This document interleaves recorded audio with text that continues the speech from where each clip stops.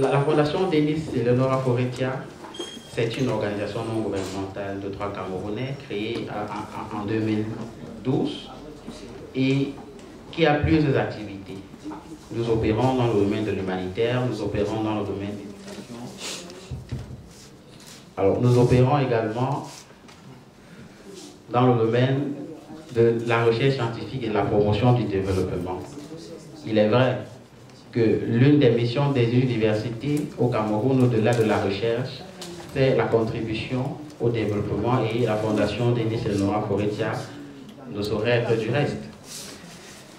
C'est pourquoi, au-delà des activités qu'organise la Fondation Denis Eleonora Foretia, vous avez pu, n'est-ce pas, si vous avez consulté le site, savoir que la Fondation Denis Eleonora Foretia organise régulièrement, et ça c'est une occasion annuelle, un concours de promotion de la recherche, promotion également de l'investissement et de l'innovation qui est lancé, n'est-ce pas, à l'attention particulière précisément des jeunes de 16 à 21 ans. C'est une cérémonie, une occasion qui a permis pour l'édition de cette année, n'est-ce pas, de découvrir des talents, des jeunes talents camerounais, et particulièrement dans le domaine de la recherche scientifique et de l'innovation. La cérémonie de clôture s'est tenue dans cette salle il y a de cela quelques mois.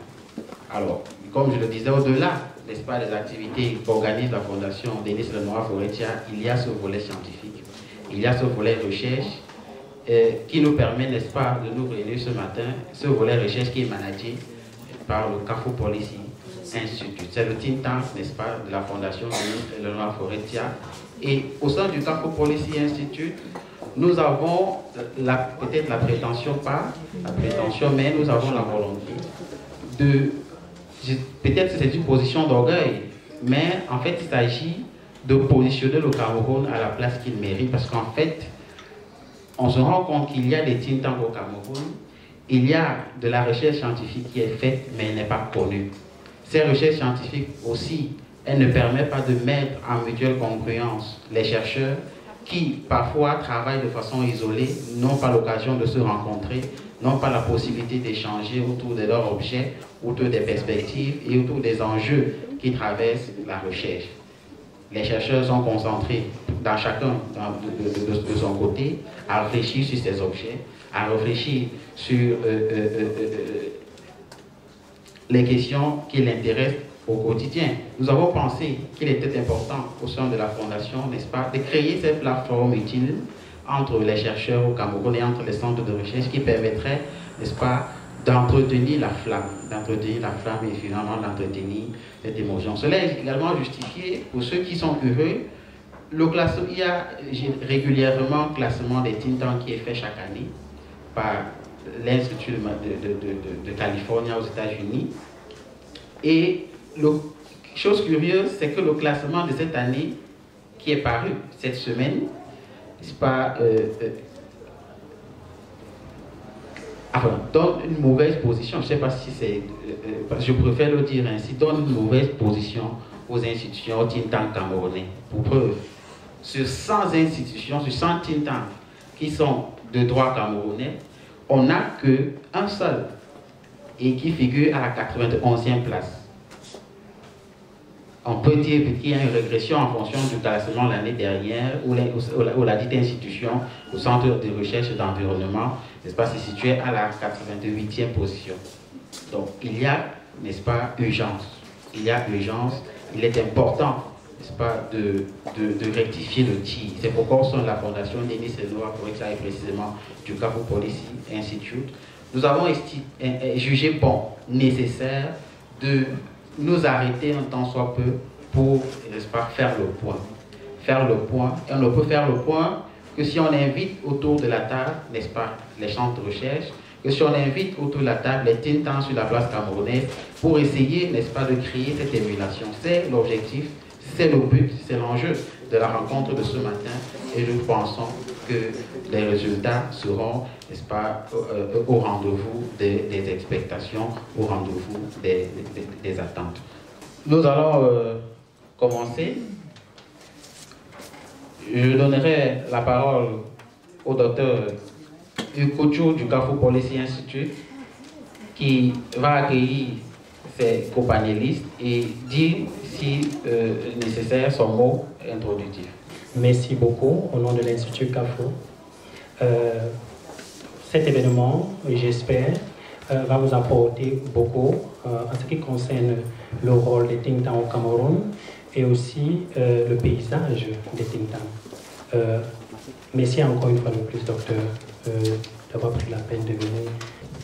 Comme vous l'avez constaté, nous sommes aujourd'hui présents pour l'événement sur le think tank.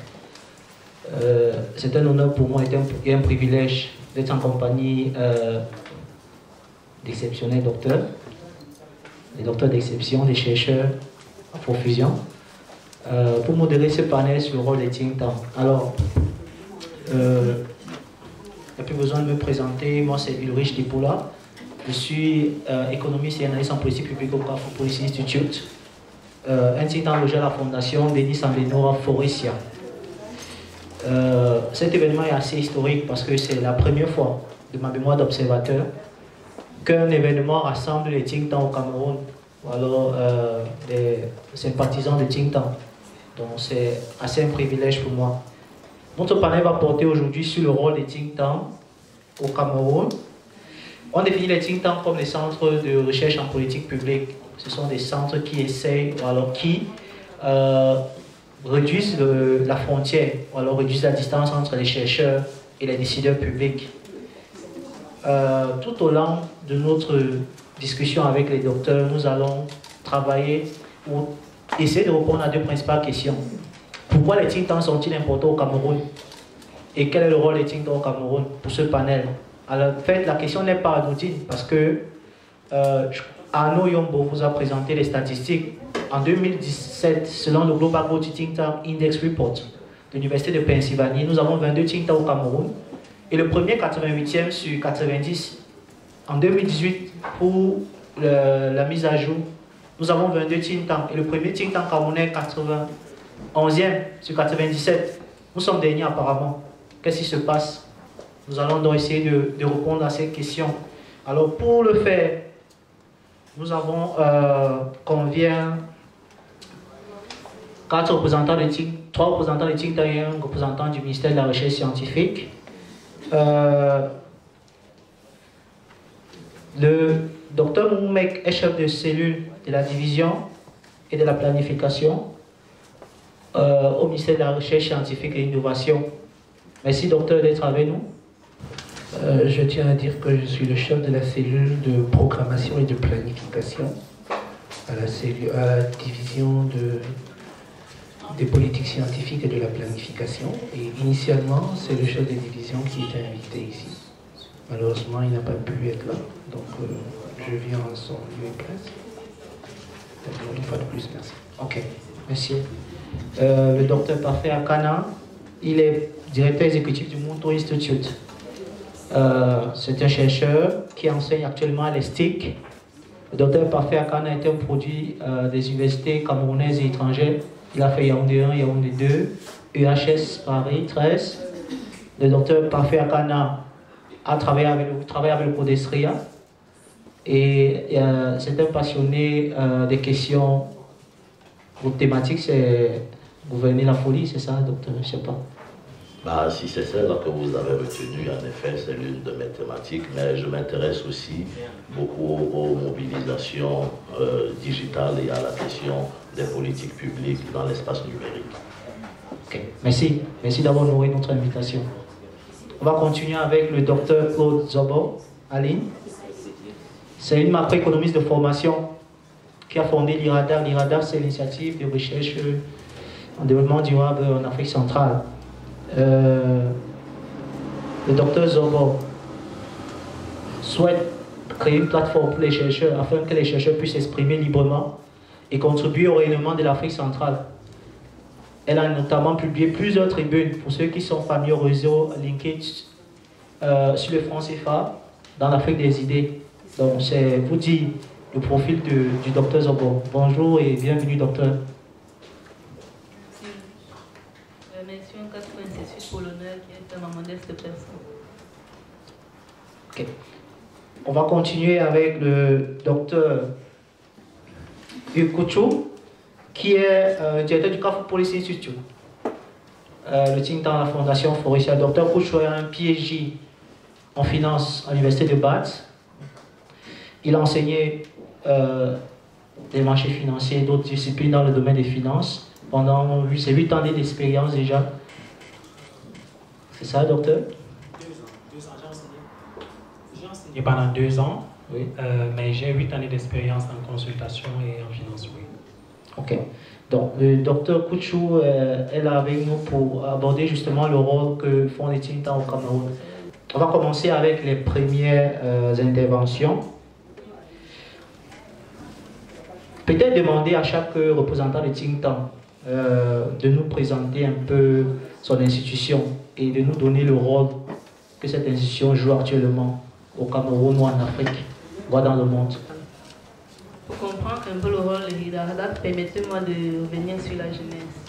Il y a de cela quelques mois, nous nous sommes posé la question de savoir quelle était la place des chercheurs dans le développement des nations. Les statistiques de la France, par exemple, nous ont révélé qu'en 2012, il y avait plus de 3000 chercheurs en profession permanente. Quand on rejoint au niveau de l'Afrique centrale, on se rend compte que le potentiel est très mal exploité. Et pourtant, la recherche, au-delà de permettre aux uns et aux autres de contribuer au progrès mondial des connaissances, peut permettre aux économies et aux gouvernements de connaître leur environnement. Elle apprend également aux économies à mieux gérer leurs ressources et à les valoriser. Elle incite également les économies à acquérir ou à mettre en place des systèmes compatibles avec leur culture et leur réalité. Tout cela, ces 3 points que je viens d'évoquer font que la recherche puisse orienter les politiques publiques, socio-économiques vers un sens jugé adéquat pour tous. Malheureusement, il y a très peu de recherches qui se focalisent sur le développement en Afrique centrale. Ça, c'est le constat que nous avons fait. Et parallèlement, il y a toujours autant de problèmes qui sont adressés aux autorités. Pour la résolution de ces problèmes, est-ce que, comme par le passé, on va toujours se contenter de copier ce qui a été fait ailleurs et le calquer au niveau régional ou bien au niveau national? On voit que ce modèle n'a pas porté ses fruits jusqu'ici. Pour preuve, nous avons beaucoup de politiques qui ont été mises en place et qui n'ont pas atteint les objectifs. Notamment, on peut citer les programmes d'ajustement structurel. On peut revenir au niveau des OMD qui ont été renouvelés en objectifs de développement durable. On peut également parler des politiques sectorielles. Amusons-nous un peu à regarder ce qui se passe au niveau de la politique agricole au Cameroun. Nous ne pouvons pas manquer de citer, d'entrer de jeu l'exemple des pays comme le Brésil. Paraît-il, au Brésil, on peut faire plus de 3 ans sans la moindre pluie. Mais comment se fait-il que là-bas, les gens vivent et mangent mieux qu'au Cameroun, qui est pourtant doté de plus d'atouts géographiques, climatologiques et même végétatifs?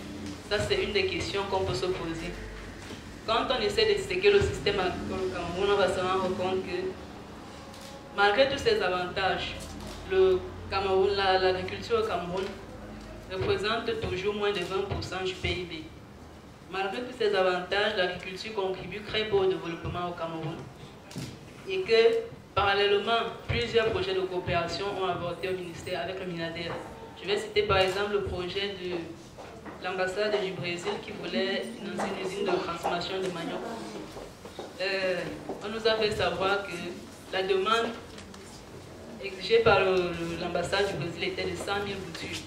Mais l'Iran n'a pu décompter au Cameroun que 700 boutures de manioc et le projet a avorté. À côté de cela, l'histoire s'est répétée, excusez-moi, lorsqu'on a voulu développer le secteur de l'ananas.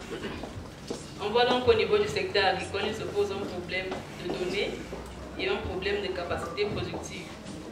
Le fait que ces informations ne soient pas maîtrisées rend difficile le développement d'un modèle agricole au Cameroun. Et c'est là où l'IRADAC se propose d'intervenir. L'IRADAC, en fait, a pour ambition d'œuvrer pour la contextualisation des politiques de développement. En parlant de contextualisation, on veut faire en sorte que le milieu soit véritablement connu par les autorités, rassembler le maximum d'informations, faire émerger, mettre en avant les priorités de chaque sous-secteur et proposer des politiques qui sont compatibles avec nos réalités. Je vais m'arrêter là pour l'instant et donner la parole Merci beaucoup, docteur. Merci beaucoup. The Muntu Institute correspond, sa création, sa fondation correspond à une quête qui est quasiment obsessionnelle, celle de l'affirmation déterminée de notre souveraineté intellectuelle. J'ai travaillé, vous l'avez relevé, pendant près de 3 ans au CODESRIA à Dakar, qui est depuis près de 2 ans aujourd'hui le premier think tank en Afrique au sud du Sahara, selon le classement que vous avez relevé, qui est le Global Go-To Think Tank. Et j'ai travaillé pendant ces 3 ans au CODESRIA au programme recherche, qui était effectivement le plus important programme et qui reste le plus important programme du CODESRIA. En décidant de partir du CODESRIA pour rejoindre ma fonction première qui est celle de prof d'université, parce que j'enseigne à l'université de Yaoundé 2, en éthique, où je suis sociologue, je me suis dit qu'il était important, compte tenu de tout ce que j'avais observé à travers le monde, de la forte représentativité et du dynamisme des Camerounais dans la plupart de ces structures non importantes, et bien d'initier quelque chose ici qui s'affirme en raison de ce que l'on peut définir comme étant notre agenda intellectuel. Je prendrai un exemple, en fait 2 exemples rapides.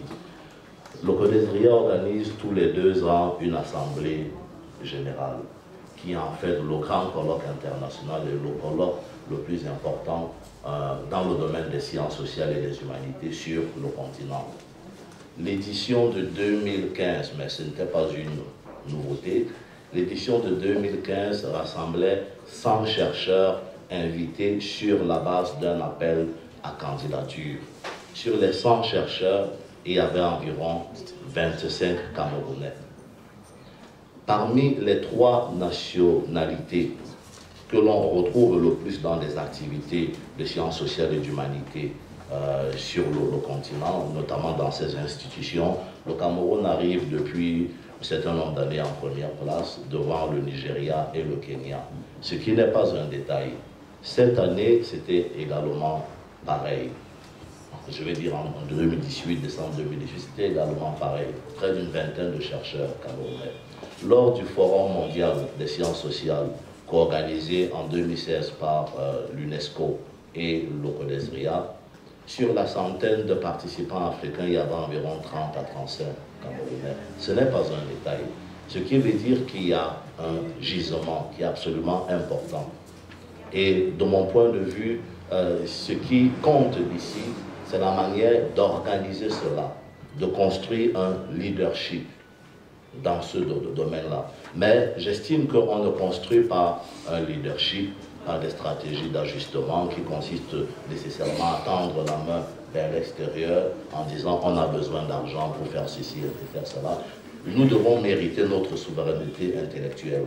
Si nous pensons qu'elle est assez importante, qu'elle est même décisive dans le contexte actuel qui est celui d'une économie mondialisée basée sur la connaissance, c'est important de construire par nous-mêmes notre souveraineté intellectuelle.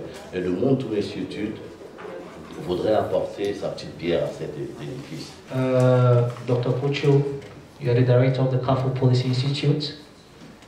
Can you tell us more about the CAFU Policy Institute? What is it all about? What is the role of the CAFU in Cameroon or in Africa? The CAFU Policy Institute is the department within the Denis Salenora Foundation. Our vision is to catalyze African economic transformation. C'est provoquer la transformation économique de l'Afrique. Right now, we are focusing on Sub-Saharan Africa.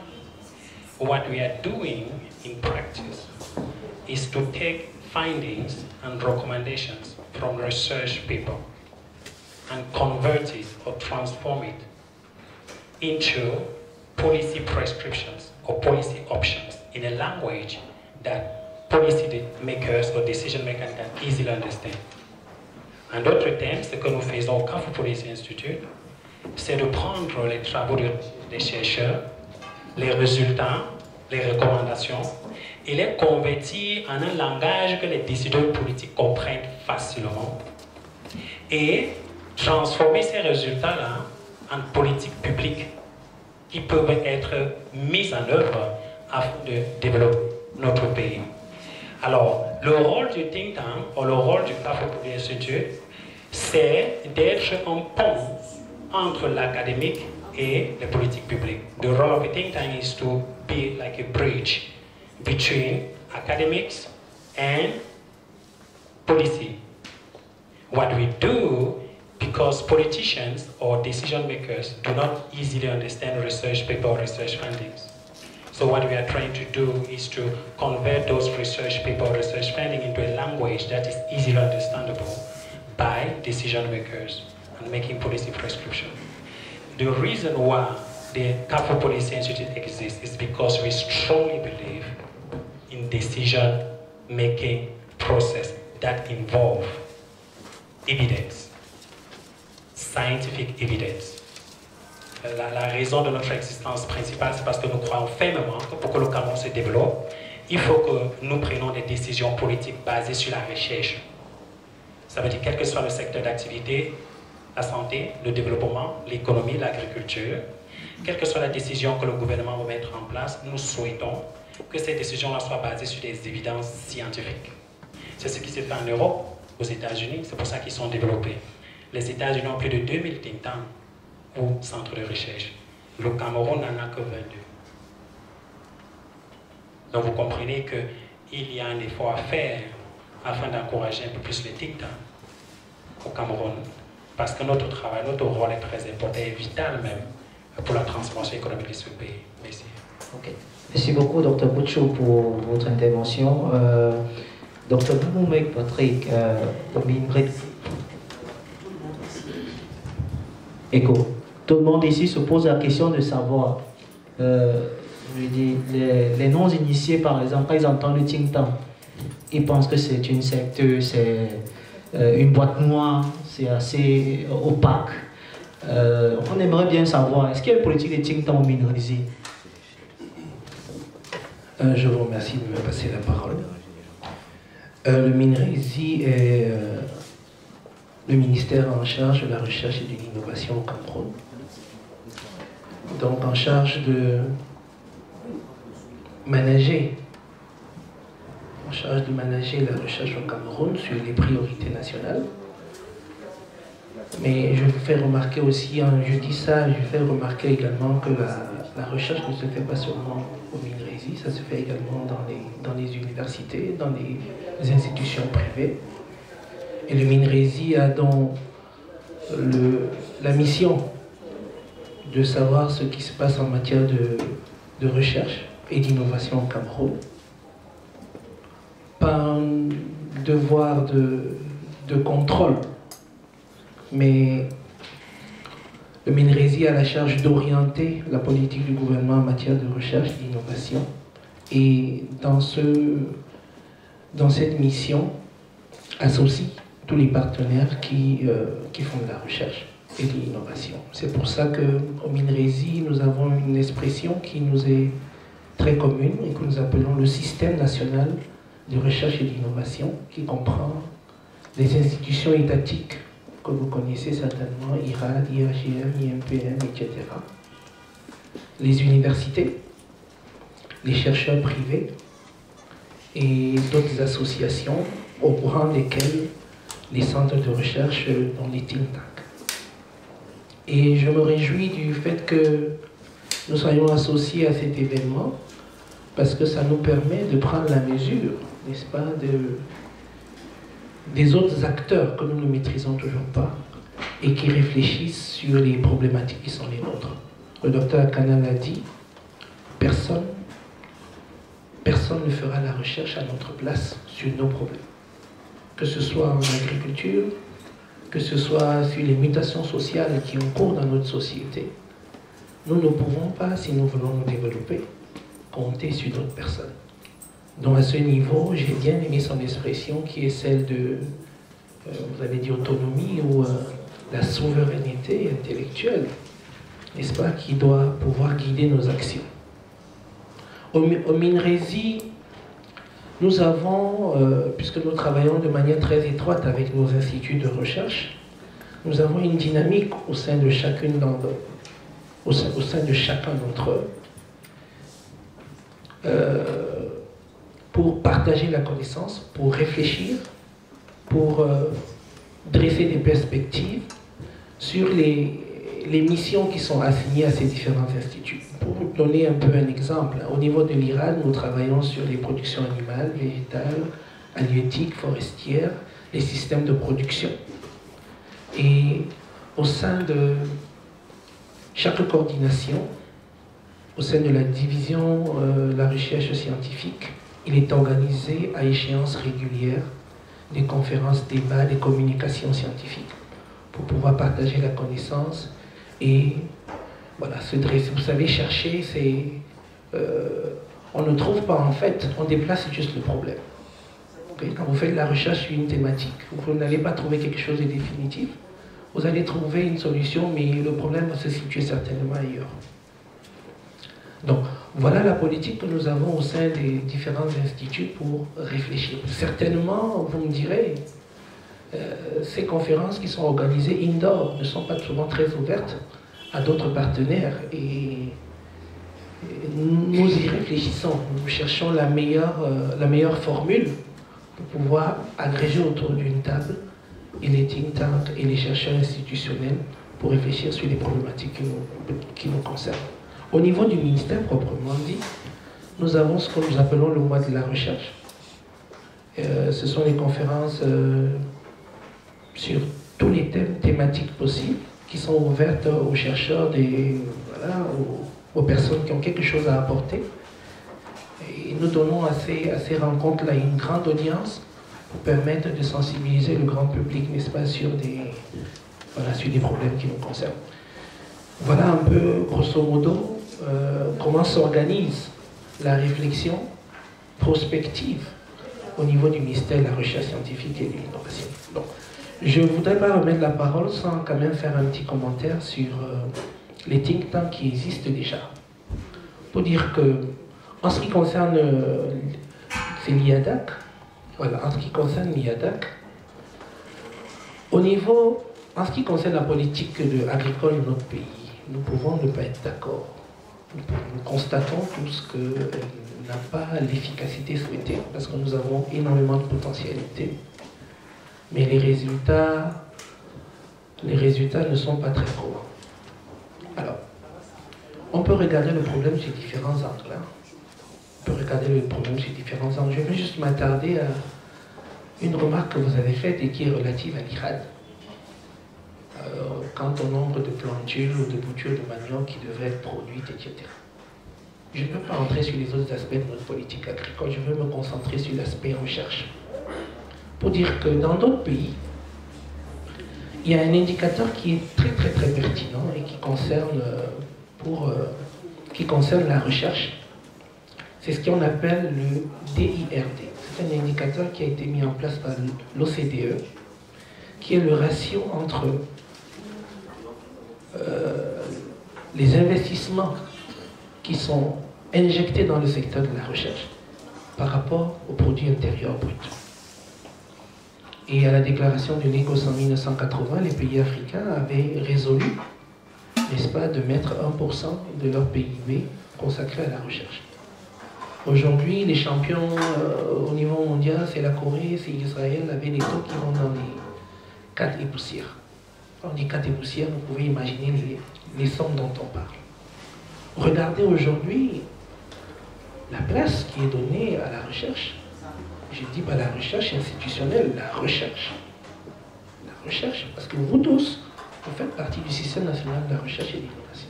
Regardez la place qui est donnée et les fonds qui sont injectés. Et c'est tout à fait normal que quand on veut faire un bond qualitatif au niveau de notre politique agricole, que la recherche ne puisse pas répondre à ce qui est attendu d'elle. Certainement parce qu'elle n'a pas les moyens, n'est-ce pas, de sa politique. Donc c'était le petit commentaire que je voulais faire par rapport à l'IADAC. Et je vais terminer juste par mon tour, en disant que, et j'en ai parlé avec le docteur Kana, nous saluons l'action qui est la leur. Et c'est peut-être une information pour certains. Nous avons fait un plaidoyer pour que le Cameroun dispose véritablement d'un institut des sciences sociales pour le développement parce qu'il y a énormément de mutations dans notre société qui ne sont pas connues. Et on ne peut pas se développer si on ne connaît pas l'homme qui est à la base du développement. Pourquoi est-ce que les Camerounais ne donnent pas leur sang? Ne donnent pas leur sang alors que les gens meurent tous les jours parce qu'ils n'ont pas de sang dans les banques de sang? Pourquoi est-ce que les Camerounais n'ont pas confiance dans leur justice? Pourquoi est-ce qu'on ne respecte pas la chose publique? Pourquoi? Si on ne comprend pas ça à la base, on ne peut pas avoir un développement probant. Voilà ce que je voulais dire d'emblée en réponse à ce qui a été présenté ici. Et pour revenir, parce que à tout seigneur tout honneur, sur Kafou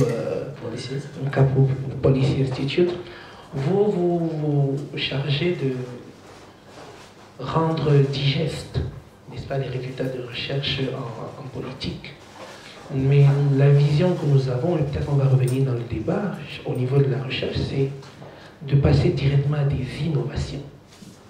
Parce que c'est des innovations qui créent des richesses, qui créent des emplois et qui développent le pays. Nous ne voulons pas seulement parler de politique, nous voulons parler de comment est-ce qu'on passe d'un résultat à la création d'un procédé qui nous permet de gagner en qualité, de gagner en argent, d'être compétitif sur le plan national et international. Donc nous sommes au stade de développer un système national d'innovation qui parte des résultats de recherche, qui sont ceux de nos instituts, également de ce que vous produisez. Je vous remercie. Ok, merci beaucoup, Dr Patrick. Nous allons poursuivre avec les échanges et peut-être implorer les uns les autres, vu l'agenda que nous avons, d'être un peu plus bref dans les interventions. En continuant, après avoir présenté vos institutions, on aimerait savoir quelles sont vos réalisations majeures. En quelques mots, en effet, on sait que les think tanks sont dans le business des idées. Et Auguste Comte, le célèbre philosophe français, disait que les idées dirigent le monde. Comment est-ce que vous réduisez la distance qu'il y a entre la recherche et le monde académique, entre le monde académique et le monde des politiques? La parole à qui veut la prendre en tant que représentant du think tank? Quelles sont vos réalisations majeures jusqu'à nos jours, jusqu'à présent? Alors, moi je dirais d'entrée de jeu que quand vous parlez de réalisation majeure, je parlerai d'abord du défi majeur. Le défi majeur d'un think tank, c'est d'exister selon des modalités qui soient sociologiquement, politiquement, économiquement pertinentes en raison d'un lieu. C'est d'exister sous des modalités particulières, de ne pas être dans la reproduction, dans l'arraisonnement aux stratégies élaborées ailleurs. Vous l'avez dit tout à l'heure, c'est de définir son propre agenda intellectuel. Je crois qu'il faut prioritairement partir de là. Sinon, on ne parle pas, de mon point de vue, de réalisation majeure. Sinon, la base est fausse, tout à fait. The Muntu Institute existe depuis un peu plus de 2 ans, mais comme je l'expliquais à la collègue avant le début de ces échanges-ci, nous avons également recyclé un certain nombre d'activités qui étaient présentes dans l'espace public, qui faisaient partie de notre agenda depuis près de 10 ans ou 15 ans, dans le cadre non seulement d'Academia Africana, qu'avait fondé le professeur Ebussi, dans le cadre du GERDES Cameroun, qui l'animait. Donc, il y a à la fois une rupture et une continuité avec ce qui se faisait. Et dans cette première phase de notre déploiement, le principal défi, et si vous voulez la réalisation majeure, a d'abord été de définir les modalités de notre existence et de notre action véritable. Parce que j'estime que c'est très important et que cela recoupe aussi la question de la souveraineté intellectuelle dont j'ai parlé. Nous en sommes rendus aujourd'hui à la deuxième phase. La première phase a consisté en l'organisation de plusieurs conférences et cela va continuer parce que nous estimions que c'est à la fois une position idéologique et philosophique. Personne n'est obligé de la partager. Et je me réjouis tout à fait que des lieux comme ceci existent, la Fondation Mouna, nous estimions qu'il n'était pas normal dans un pays comme le Cameroun qui a produit et qui continue de produire de grands esprits, que l'essentiel de l'animation critique et intellectuelle, que l'essentiel, c'est-à-dire de la production d'un débat qui soit empreint de convivialité critique et intellectuelle, eh bien, soit constamment mené soit à l'Institut français du Cameroun, soit au British Council, le British Institute. Moi, je n'ai absolument rien contre ces différentes organisations qui sont dans leur rôle. Et elles ont le droit d'être dans leur rôle. Mais le centre culturel camerounais, il est où? Qu'est-ce qu'on en fait? Qu'est-ce qu'on en fait? Donc, la principale réalisation aura été de créer, à travers des espaces qui signifient quelque chose dans la mémoire collective des Camerounais, de créer justement une animation critique et intellectuelle qui donne la parole aux Camerounais, aux jeunes chercheurs, et pas seulement jeunes, chercheurs camerounais. Parce que c'est bien facile de faire comme s'il ne se passe rien du tout, comme si les gens ne travaillent pas. Mais il faut les amener à la lumière et montrer qu'il y a effectivement des choses qui se font. Si mes souvenirs sont exacts, M. Yombo est intervenu dans l'une de ces conférences où l'État annonçait pouvoir intervenir dans l'une de ces conférences-là.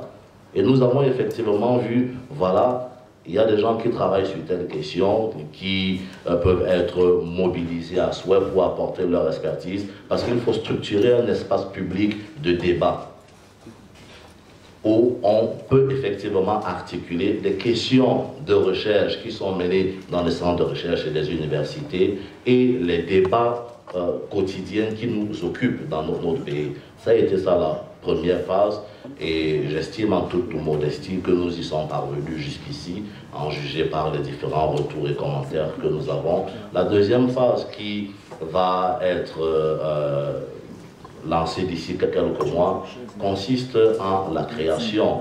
Le mot peut faire peur à certains, mais il ne faut pas en avoir peur parce que c'est ce qui se passe ailleurs, en la création de ce que nous avons appelé Open and Decolonial University, une université ouverte et décoloniale.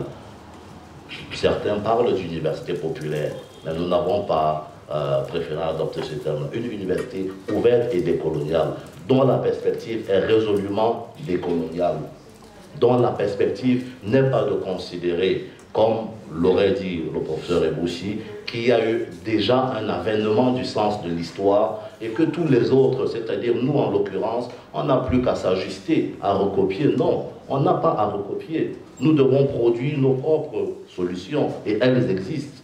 Et c'est le but des espaces comme celui-là. Un autre aspect de notre travail consiste à conduire les recherches sur des thématiques vraiment clés à l'économie camerounaise. Nous avons un département santé qui fait des recherches dans le domaine de la santé. Nous avons un département économique qui fait des recherches dans le domaine de l'économie. Au Carrefour Policier Institute, nous avons un département. Nous avons un département développement où nous nous concentrons dans analyser les problèmes critiques de notre société, comme par exemple les poubelles. Parce que quand vous marchez par Yaoundé ou à Douala, vous rencontrez vraiment des poubelles. Qu'est-ce qu'il faut faire? Nous avons aussi un département finance qui fait des recherches dans le budget. Bientôt, notre rapport sur le budget du Cameroun, qui a été voté en décembre, sera publié. Alors, l'un des problèmes qu'on a révélé au Cameroun, c'est que, comme le collègue du ministère de la Recherche scientifique l'a mentionné tout à l'heure, c'est qu'il y a beaucoup de mutations qui se passent dans notre société et on n'est pas au courant. Vous pouvez vouloir apporter une solution aujourd'hui à un problème d'aujourd'hui, mais vous vous basez sur des données d'hier. Alors, le travail du Carrefour Policier Institute, c'est d'actualiser l'information, c'est de collecter systématiquement les données en utilisant les recherches qualitatives ou la recherche quantitative, selon les cas, et d'analyser ces données-là et de produire des résultats afin de comprendre un peu plus mieux la société camerounaise aujourd'hui. Parce que la collection systématique des données est très importante.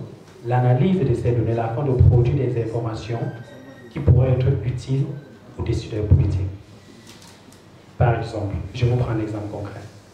Le paludisme, c'est la maladie où 40% des Camerounais qui vont à l'hôpital à cause du paludisme. Voilà par exemple une information. Ça veut dire que s'il faut créer la couverture médicale universelle au Cameroun, il faut forcément que le traitement du palud fait partie de l'offre que le gouvernement donne à tout le monde. Et c'est ça le rôle du Carrefour Policy Institute. Les mutations qui se passent dans la société aujourd'hui, il faudrait que les chercheurs puissent les analyser, les comprendre et les transmettre aux décideurs politiques afin qu'ils prennent des décisions basées sur les informations d'aujourd'hui. Je vous prends notre exemple concret de notre impact dans la société camerounaise. En 2018, nous avons conduit un survey sur l'étendue du territoire et sur la gouvernance. On demandait l'avis des Camerounais, entre autres, sur ce qu'ils pensent sur la gouvernance au Cameroun, la démocratie, etc. Et il ressort de survey ou de l'enquête que nous avons conduite, représentative du territoire camerounais, que 80% des Camerounais veulent que les gouverneurs de région soient élus par le peuple. Vous comprenez qu'à ce moment donné, vous comprenez ce que veut le peuple. Donc notre rôle, c'est de comprendre ce qui se passe dans la société camerounaise, les changements qui se passent, et afin de les transmettre aux décideurs politiques en un langage facilement compréhensible, afin qu'ils puissent prendre des décisions basées sur les données d'aujourd'hui. So, thank you. Merci docteur. Docteur Zomo Ali, l'IRADAC, la plus grande réalisation jusqu'à présent. Je crois que j'ai lu quelque part, couverture santé universelle, un colloque international. Je ne sais pas, vous nous en direz. Merci Ulrich pour la question. Je veux d'abord revenir un peu, permettez-moi de revenir sur la particularité de l'IRADAC. Je crois que le Carrefour Institute a déjà assez insisté sur l'aspect contribution des think tanks. Mais à l'IRADAC, nous on a voulu également s'approprier certaines recommandations de politique économique parce que nous sommes également des acteurs du développement. Et on a développé un concept que nous avons intitulé « Un chercheur, un projet de développement ». On peut dire quoi? Que toutes les analyses que nous menons, que ce soit sur la gouvernance, sur la santé, vont forcément déboucher sur des recommandations de politique économique, comme il a déjà si bien présenté. Mais parmi ces recommandations, il y a une ou bien plusieurs qui peuvent être appropriées par les populations elles-mêmes. Donc quand je reviendrai sur nos réalisations, peut-être vous allez mieux comprendre. Au titre de nos réalisations, nous avons effectivement en mars dernier, pour le lancement de nos activités, organisé un colloque sur la couverture santé universelle, en partenariat avec le ministère de la Santé et d'autres acteurs impliqués dans le domaine de la santé, notamment les mutuelles de santé, les paysans et le programme d'accès aux soins médicaux d'urgence. Nous avons eu également l'honneur de porter à l'attention du ministère les travaux de 2 Camerounais. Une est aux Pays-Bas, Patricia Monté, qui fait dans la digitalisation des hôpitaux. Et l'autre également aux États-Unis, autant pour moi, qui a proposé un programme qui permettra à chaque Camerounais d'avoir une identité sanitaire. Nous croyons que ces projets vont permettre également de réduire le taux de mortalité s'ils sont bien exploités. Donc on a organisé ce colloque avec tous ses partenaires autour d'une table, on a discuté. Et à la fin du colloque, on a rédigé ce que nous avons appelé les actes du colloque, avec des recommandations précises que nous avons portées au ministère de la Santé. À côté de cela, en tant qu'acteur majeur, comme je le disais, nous nous sommes amusés à visiter un peu quelques hôpitaux dans les zones rurales du Cameroun. Et on a vu que les plateaux techniques étaient tellement vétustes que les gens mouraient pour rien, entre guillemets, si on peut dire ça comme ça. On a des hôpitaux ruraux qui n'ont pas de couveuse, par exemple. Et si une femme arrive à concevoir de façon prématurée, il n'y a pas moyen de transporter le nouveau-né de cet hôpital rural vers un centre de référence. Et l'enfant mourrait en route. En tant qu'acteur également du développement, qu'est-ce qu'il y a lieu de faire? Alors nous avons, à côté de nos réflexions, élaboré un projet qui consiste à renforcer le plateau technique de ces hôpitaux-là. Comment on va le financer? Nous réfléchissons encore, mais le projet est déjà là. Nous avons également organisé un workshop sur le développement durable en Afrique centrale en novembre dernier. Le workshop nous a permis de faire un bilan en termes de réalisation des pays d'Afrique centrale. Où est-ce qu'on se situe par rapport aux cibles qu'on va atteindre en 2030 des ODD. Et on a fait ce bilan-là. Le rapport est en pleine évaluation, il sera publié dans quelques jours, je crois. Nous avons également donné la possibilité à des jeunes de faire valoir leurs recherches. Donc nous avons eu 7 articles qui ont été présentés et 3 projets. Donc l'IRADAC, c'est ça, on réfléchit, on propose aux autorités compétentes et nous-mêmes également en tant que jeunes, on s'approprie de certaines problématiques comme il a parlé tout à l'heure des déchets. Nous avons également un projet d'assainissement qui passe par la valorisation des déchets parce que en menant des études, on se rend compte que les déchets ne sont pas quelque chose dont on doit se débarrasser. Mais si on les gère bien, on peut en avoir de l'électricité, on peut en avoir des engrais, on peut obtenir du charbon écologique, tout un tas de choses là. Donc on a ce genre de projet également qu'on a à côté de nos réflexions. Merci. Ok, pour les déchets, je vais peut-être signaler avec le recyclage que lors du STEM Prize 2018, on a des jeunes du collège adventiste d'Oza qui ont mis en place un process qui permettait de transformer les bouteilles plastiques en carburant. C'était des jeunes étudiants, première année université, mais qui étaient déjà des jeunes bacheliers qui ont mis ce projet-là et qui ont été finalistes du STEM Prize. Donc c'est pour dire que des initiatives comme ça sont en train d'être implémentées et que forcément l'appui des l'IRADAC ou alors de n'importe quelle institution sera la bienvenue. Alors, docteur Moumek, face à toutes ces réalisations, déchets, couverture santé universelle, net survey, gouvernance, démocratie, économie, université décolonialisée, ou alors, quel est votre mot? Qu'est-ce que vous pouvez dire face à ces réalisations? Ok, merci. Au ministère de la Recherche scientifique et de l'Innovation, dans la contribution que nous voulons apporter dans la deuxième phase, puisque nous sommes à la veille de la déclinaison de la deuxième phase de la vision avec un nouveau document de stratégie, nous avons un leitmotiv, c'est mettre la recherche et l'innovation, les positionner comme des véritables leviers de développement. Et je pense que dans cette perspective, il est question de partager les connaissances.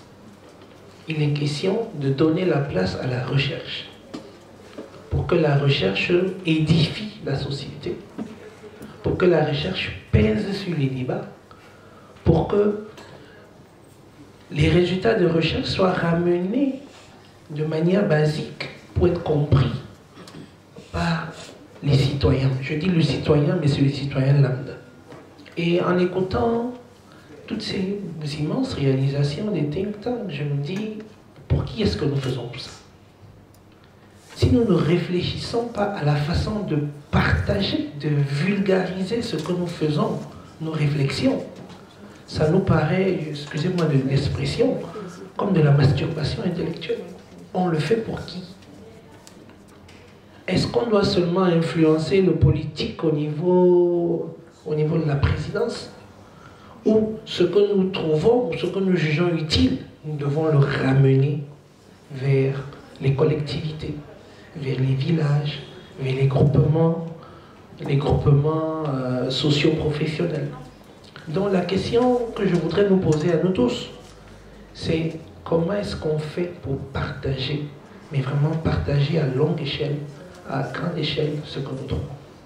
La deuxième chose, c'est que je crois que les groupes de réflexion dans d'autres pays sont des cercles d'influence, des grands cercles d'influence qui impactent sur les partis politiques, qui impactent sur les gouvernements.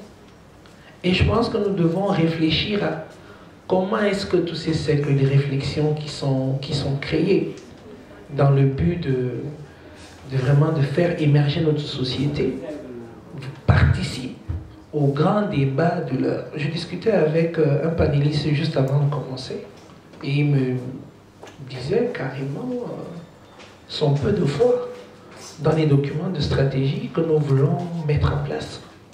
C'est tout à fait normal. Mais ce que je veux dire, c'est que la politique qui est mise au niveau du Cameroun, par le Minipat, c'est une politique qui nous touche tous.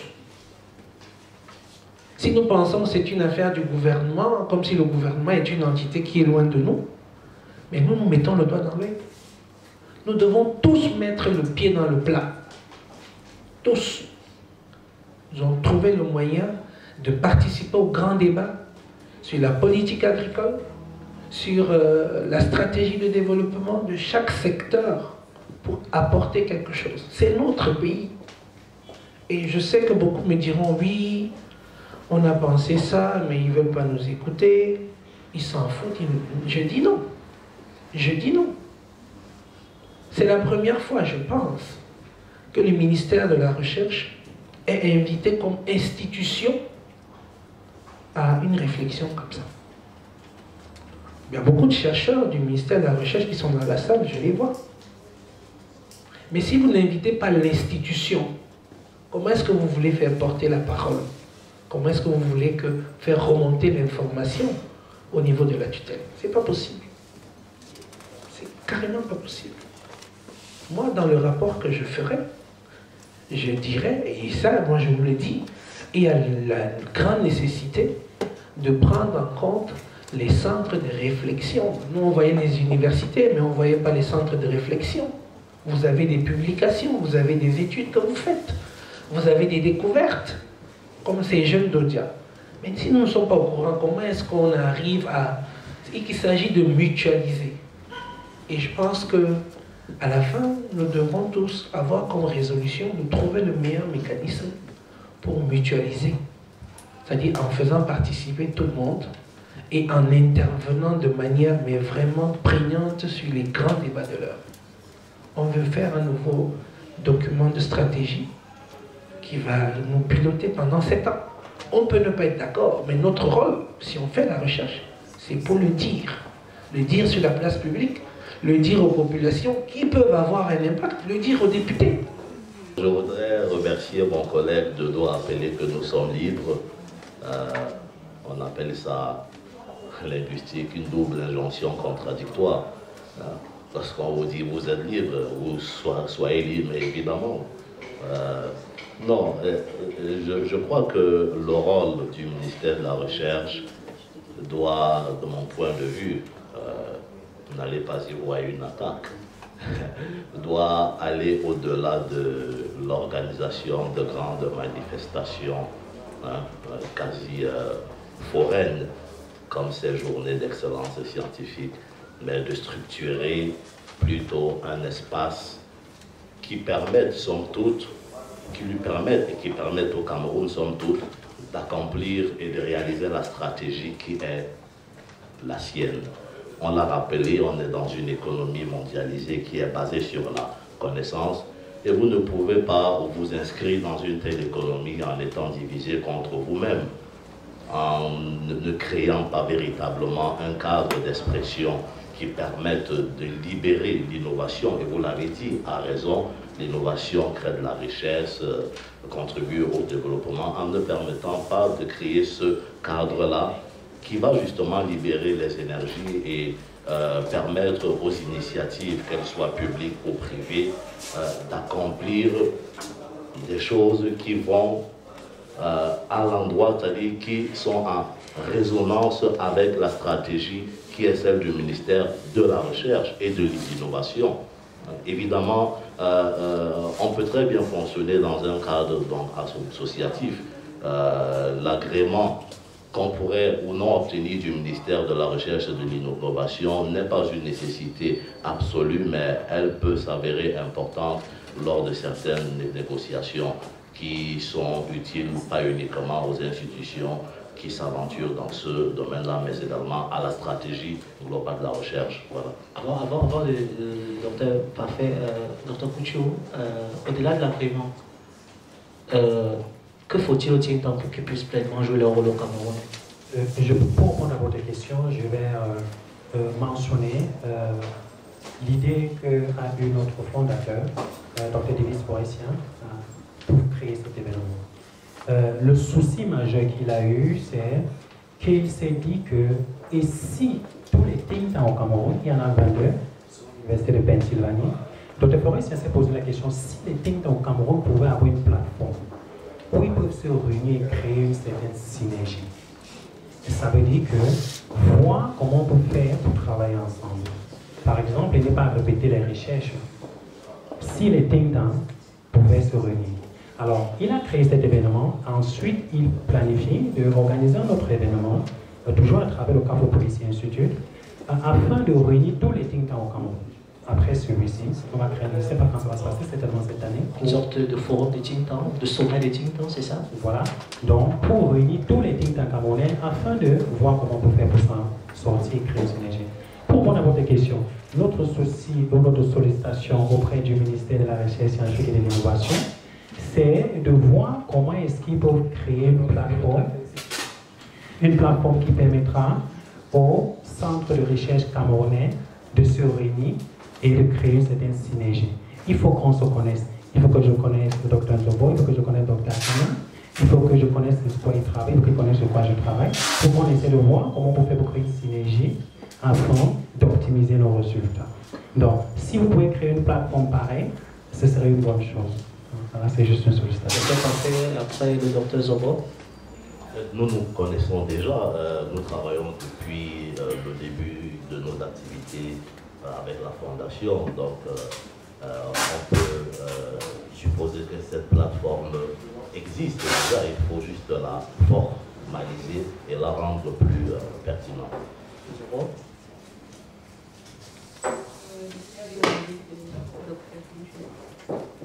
Je ne vais pas m'étendre. Je partage dans la vie. Il se dégage clairement que les groupes de réflexion, n'est-ce pas, devraient être associés de manière plus étroite, plus intime au système national de recherche et d'innovation. Nous allons faire une démarche dans ce sens. Comme nous allons également, nous sommes en attente de la loi, le cadre logique, le cadre réglementaire pour pouvoir travailler de manière plus formelle avec vous. Donc, je pense que ça peut être retenu comme étant une résolution disons que de ce panel-ci. Oui, nous allons voir comme nous le faisons, parce qu'en fait au ministère nous avons ce que nous tenons chaque année, nous appelons l'annuaire statistique. L'annuaire statistique qui vise à regrouper tous les acteurs. Les acteurs, ça peut être ceux qui travaillent sur la pharmacopée, ceux qui travaillent sur les matériaux, vous voyez, pas seulement ceux qui sont à Yaoundé, ceux qui sont également dans les régions. Donc nous tenons un annuaire statistique comme ça, avec les réalisations des uns et des autres, n'est-ce pas, leur structuration, etc., que nous renseignons.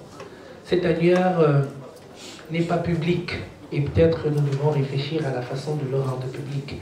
Mais vous savez également que beaucoup de données concernant la recherche ne sont pas parfois des données qu'il faut partager. La recherche, c'est un domaine sensible. Chez nous, c'est un domaine qui n'a pas toute la puissance qu'on voudrait qu'il ait. Aux États-Unis, par exemple, la recherche, c'est sur la défense. C'est-à-dire, quand on fait de la recherche, c'est d'abord pour la défense nationale, défense entendue ici, défense tous azimuts. Nous, au ministère de la Recherche, nous faisons des plaidoyers chaque année. Chaque année vis-à-vis du gouvernement pour pouvoir avoir davantage de moyens. Davantage de moyens, pas pour organiser les fêtes foraines. Rassurez-vous, on a suffisamment de moyens pour ça. Davantage de moyens pour pouvoir recruter des chercheurs, renforcer le plateau technique des différents instituts de recherche, créer de nouveaux instituts de recherche, parce que chez nous, nous avons des instituts de recherche qui couvrent 5 ou 6 domaines, peut-être 7. Mais il faut qu'on travaille également sur les mathématiques, la physique. Ça ne nous est pas interdit. On ne peut pas laisser, n'est-ce pas, la recherche sur un certain nombre de domaines à d'autres personnes. Nous devons travailler sur ces domaines-là, découvrir des applications, mettre en place des applications qui peuvent nous aider à résoudre nos problèmes. On ne peut pas laisser l'aérospatial à d'autres personnes. C'est un gars a mis des drones, en place des drones. On voit que c'est possible. tout est possible pourvu qu'on ait des moyens. On a suffisamment de matières grises, et le docteur Kanan l'a dit, en sciences sociales, mais également dans tous les domaines. Visitez d'autres pays, vous allez voir que ce pays a la matière grise, mais il faut la mettre au travail. Et pour la mettre au travail, il faut un cadre. Le plaidoyer que vous faites aujourd'hui vis-à-vis de nous, nous avons un autre plaidoyer d'un autre genre que nous faisons vis-à-vis du ministère des Finances et de ceux qui gouvernent ce pays pour que la recherche soit véritablement considérée comme le levier de développement.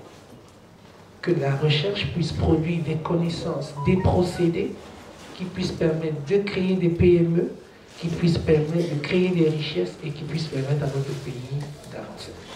On s'endette, je vais terminer peut-être par là, on s'endette actuellement pour payer la dette. Et pourtant, on pouvait s'endetter pour financer la recherche. Et il y a vraiment la matière pour financer la recherche au niveau agricole, les semences, travailler sur les sols, élaborer les cartes, travailler sur les changements climatiques. Aujourd'hui, il pleut en janvier, comme il pleut en mars. Mais ça, si on ne travaille pas dessus, s'il n'y a pas de moyens dessus, comment est-ce qu'on va se développer?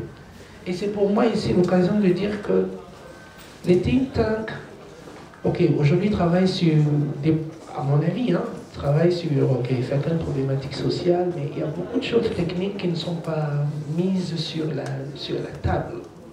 Il y a beaucoup de domaines scientifiques et techniques qui ne sont pas abordés par les think tanks. On ne peut pas seulement avoir, je n'ai pas une pique, pour travailler sur la stratégie, la politique. On peut travailler également sur, comme d'autres le font, sur l'agriculture, l'irrigation, n'est-ce pas? Sur la santé, sur la mise en place d'un système de santé au Cameroun. Ça, c'est quelque chose qui nous interpelle tous. Donc, c'est pour dire que nous sommes très ouverts et nous allons trouver le moyen d'appuyer les groupes de réflexion. Nous allons trouver véritablement, je vais faire remonter l'information à Madame la Ministre, trouver le moyen d'appuyer les groupes de réflexion, les intégrer intimement à ce que nous faisons, les mettre en contact avec les différents instituts de recherche. Beaucoup de gens ici, peut-être l'IADAC ne connaît même pas l'IRAD, et ça c'est pas normal. Voir le moyen de les rattacher aux instituts de recherche, au bras séculier de l'État, pour que le système national de recherche et d'innovation se densifie et ait une voix qui porte au niveau de notre société. Mesdames et messieurs, nous allons prendre les questions par bas.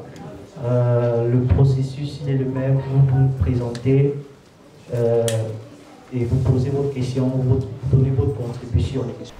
Would you have a suggestion as to how we could make a cogent, better inventory of the think tanks that exist in Cameroon, and particularly where it involves research? All sorts of researches can be done, but research is limited by ethics. That is to say, there are researches which should not be done. And unless you have people who can look at the plan of the research and decide whether it is useful or dangerous, then you cannot know where to put the red flag. And these red flags are important. Lastly, we may be doing research for development, but here in Africa, here in Cameroon, it is very important to ask under what paradigm are we doing this research. The colonial paradigm will take us nowhere. And research that we do under the colonial paradigm, under the colonial hegemony, is beneficial, but is beneficial to the Western world. So we have to decolonize our research and address our own problems. You see, this will be a conceptual leap which is very important for us to make, and which some think tanks may be able to tell us how we can go about it. From my view, I think that our research should start from problems which affect the greater majority of our populations, in which case our research ought to prioritize you know, are villages and people who live in villages, not neglecting the urban areas. But the developmental model of urbanization is a European model. And I think the African model of development ought to reverse that. It will be the same expertise. Science is extremely important, but to what uses are you putting the science that you are doing? Thank you. Très heureux de retrouver ici aujourd'hui le professeur Tangwa, qui a été l'un des pionniers dans le domaine de la recherche et des initiatives en matière de bioéthique au Cameroun. Il a été pendant de longues années au département de philosophie de l'université de Yaoundé 1, je m'excuse. Et la question de l'éthique est absolument importante ici. Les différents scandales qu'il y a eu dans ce pays il y a quelques années sur le ténophobie sont un cas qui illustre véritablement cela. Et la question est aussi très polémique selon les différentes traditions nationales, et il le sait très bien. Au Canada, il y a une importance particulière qu'on accorde à cela. En Angleterre, c'est différent. En France aussi, c'est différent. À telle enseigne qu'un auteur qu'il doit évidemment connaître, Robert Dingwall, a écrit un article pour s'insurger de la manière dont on imposait de façon quasi tyrannique la question de la clairance éthique de façon identique à la fois aux chercheurs des sciences sociales et aux chercheurs des sciences biomédicales, en estimant que les procédés étaient de toutes les manières différents et devaient tenir compte de la manière dont travaillent ceux qui sont dans les humanités et les sciences sociales. Donc je suis très heureux de le retrouver là, et la question qu'il pose est, de mon point de vue, très importante sur l'identité de ceux qui font ce classement. On pose la même question évidemment au sujet du classement de Shanghai, parce que ce qu'il faut constamment interroger, c'est les lieux en raison desquels on parle et l'agenda intellectuel et même politique qui est celui de ceux qui soutiennent ce type d'initiative-là.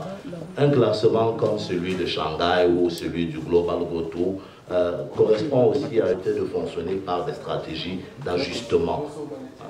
On doit être les représentants les caisses de résonance de réfléchir à partir de nos propres réalités. Moi, je n'accorde pas une importance particulièrement significative à ces classements, parce que je sais quelle est l'heure dans l'agenda. Mais ce qui m'importe, moi, c'est la manière dont nous construisons les choses ici de façon pertinente et la manière dont nous construisons notre propre leadership, toujours dans une perspective panafricaine pour imposer notre vision du monde. Parce que ce que nous pensons, ce à quoi nous aspirons, ce que nous voulons faire, n'est pas un détail dans le concert des nations. Ce n'est pas un détail. Et nous devons militer pour que cela soit respecté. Non pas en versant dans une sorte de nationalisme primitif qui est une dénégation des réalités. Parce que le constat que les choses vont mal dans ce pays, dans ce continent, ce sont les chercheurs du continent et les experts du continent qui le disent au quotidien et qui le dénoncent au quotidien. On n'a pas attendu que les autres viennent écrire des livres, produits des rapports pour nous révéler à nous-mêmes et nous apprendre que les choses vont mal chez nous. Non. Nous savons ce qu'il faut faire, mais est-ce que nous le faisons? Je vous remercie. Je pense que l'idée de créer un forum ou bien une plateforme pour la rencontre des think tanks, c'est une bonne chose. Et une des priorités serait de s'appesantir sur l'aspect réglementaire. Comme il a mentionné tout à l'heure, il y a des gens qui sont des think tanks mais qui ne sont pas reconnus comme tels. Il faudrait que ce soit bien défini pour que les gens sachent qui fait quoi, d'abord qui est qui et ensuite qui fait quoi. Et ensemble, je pense qu'on va être plus fort et on pourra davantage contribuer au développement de notre pays. Donc c'est plus une contribution. Merci. Dans un paysage nouveau comme celui des think tanks au Cameroun, il est très important qu'on se connaisse, qu'on sache qui est qui fait quoi. Et ça va nous éviter ce genre de travers où on n'a pas la reconnaissance qui vient d'ailleurs, ou parce qu'un domaine, vous voyez, un secteur se construit véritablement à travers ses acteurs. Il ne faudrait pas, comme a dit le docteur Kanan, que l'approbation vienne forcément d'ailleurs. Donc je pense que c'est une invite que nous pouvons lancer au think tank et même au ministère de la Recherche pour connaître un peu qui fait quoi. Pour Satangwa, je suis vraiment désolé parce que j'ai parlé des think tanks et je n'ai pas parlé de celui de ma maison, à savoir l'Académie des sciences. Et le secrétaire général que je connais très bien, je vous prie de ne pas lui dire ça, sinon il va vraiment m'en vouloir. Oui, vraiment. Donc l'Académie des sciences est située à quelques mètres de mon bureau. Donc effectivement, il a dit, il existe une Académie des sciences au Cameroun. Les problèmes qu'il a relevés sont des problèmes qui sont avérés. Et je pense que nous ne pouvons que le déplorer. Il existe également au niveau du Comité national de développement des technologies, n'est-ce pas, le CNDT. Je pense que nous pouvons appeler ça des think tanks. Ce sont des groupes de réflexion qui regroupent des chercheurs et des professeurs d'université de haut vol et qui travaillent sur des domaines scientifiques qui sont bien précis, qui apprécient les technologies, qui font des commentaires et qui donnent des orientations au gouvernement sur la façon de les développer dans notre environnement.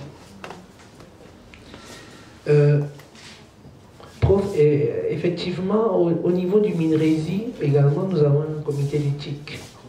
Vous le connaissez certainement.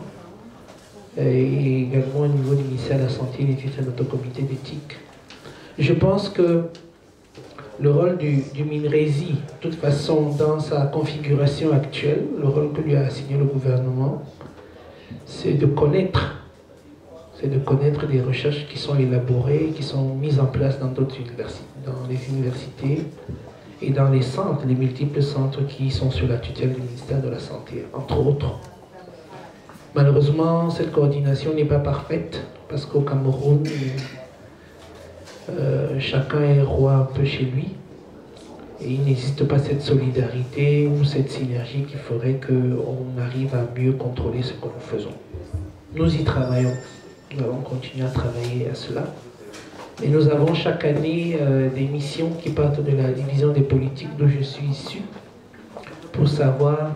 qui récupèrent les thèses dans les universités, qui récupèrent les mémoires de master, qui fait des compilations, qui archive de manière numérique toutes les thèses qui sont produites au Cameroun pour constituer une base de données. Ça nous permet également de savoir sur quoi nous travaillons et nous faisons un bulletin annuel qui détermine le nombre de publications de master, de mémoire en fonction des domaines. La loi d'orientation et la stratégie de la recherche vont venir mettre un peu d'ordre là-dedans parce que comme je disais, vous ne pouvez pas faire la recherche sur la troisième aile d'une mouche alors qu'on a le maïs qui ne produit pas très bien. Le paradigme de la recherche, et ça c'est une interpellation qui nous concerne tous. Et je crois que c'est pour ça que quand nous élaborons la stratégie de la recherche et de l'innovation, qui détermine les axes sur lesquels, les orientations que nous voulons prendre. Et je vous prie de croire que le politique nous donne juste quelques orientations, à savoir, pour vous donner un exemple, le chef de l'État a dit en début d'année qu'il faut qu'on travaille sur la modernisation de notre agriculture, la révolution numérique, l'industrialisation, par exemple. Ça, ce sont des axes qui permettent aux chercheurs de déterminer quelles sont les orientations, les axes spécifiques sur lesquels il faut travailler pendant les prochaines années. Mais, je suis d'accord avec vous, nous devons revoir la façon avec laquelle nous l'adressons. En ce qui concerne les sciences de l'éducation, je pense que ce n'est pas nouveau. Sir, yeah, I'm trying to answer your question. Excuse me for my poor English.